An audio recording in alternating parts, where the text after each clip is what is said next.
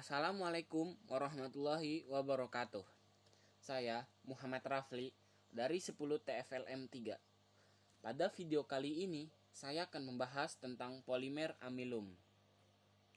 Amilum, biasa disebut pati, adalah karbohidrat kompleks yang tidak larut dalam air, berwujud bubuk putih, tawar, dan tidak berbau. Pati merupakan bahan utama yang dihasilkan oleh tumbuhan untuk menyimpan kelebihan glukosa dalam jangka panjang. Hewan dan manusia juga menjadikan pati sebagai sumber energi yang penting.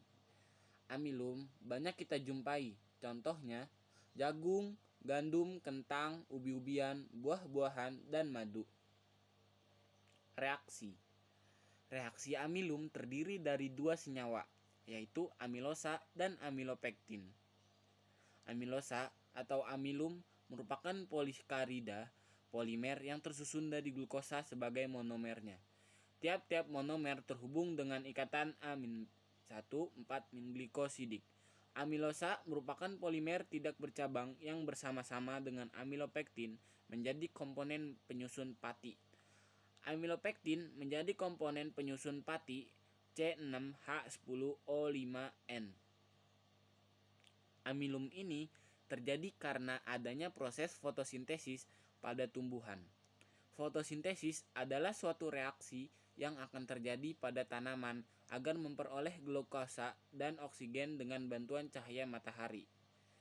Amilopektin merupakan polisakarida yang tersusun dari amin glukosa.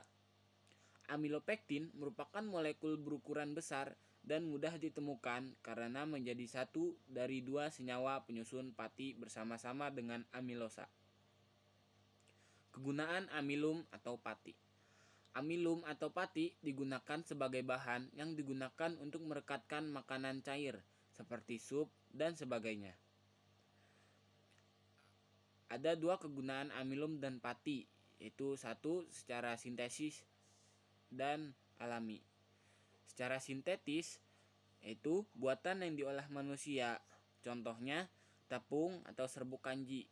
Yang kedua, alami, yaitu tidak dalam proses, contohnya singkong, jagung, dan lain-lain. Kesehatan atau kedokteran. Amilum dalam dunia kesehatan biasanya digunakan untuk obat gatal. Serbuk kanji digunakan sebagai penyerap kelembapan dan menjaga agar pelapis terus kering. Sebagai contoh, biang keringat dapat digunakan serbuk kanji sebagai obatnya dibandingkan dengan kita memakai bedak.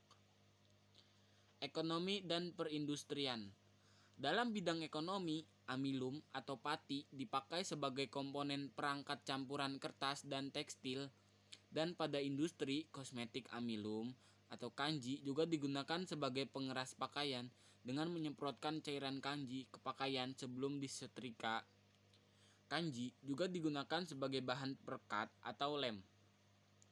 Kehidupan sosial atau budaya. Fungsi pati atau amilum adalah sebagai sumber energi atau penghasil kalori yang dibutuhkan oleh tubuh untuk dapat melakukan berbagai aktivitas harian. Serat merupakan jenis karbohidrat yang terdapat dalam sayuran dan buah-buahan. Dalam budaya Indonesia, karbohidrat yang terdapat dalam amilum dijadikan makanan pokok, contohnya gandum, singkong. Jadi, budaya Indonesia, walaupun suka makan mie atau lainnya, kalau belum makan nasi, berarti belum dinamakan makan yang mengandung karbohidrat. Dampak positif amilum. Dampak positif dari amilum adalah memberi energi. Makanan yang mengandung amilum adalah sumber energi yang tidak baik karena kandungan karbohidrat yang terlalu tinggi. Ketika tubuh seseorang yang mencerna pati, ini akan terurai menjadi molekul glukosa. Glukosa memasuki aliran darah dan menggerakkan hampir setiap sel dalam tubuh, termasuk organ otot dan otak. Dampak negatif amilum. Tidak hanya dampak positif saja dari amilum, dampak negatif juga bisa muncul apabila kita menggunakan secara berlebihan dalam tubuh kita, yaitu 1.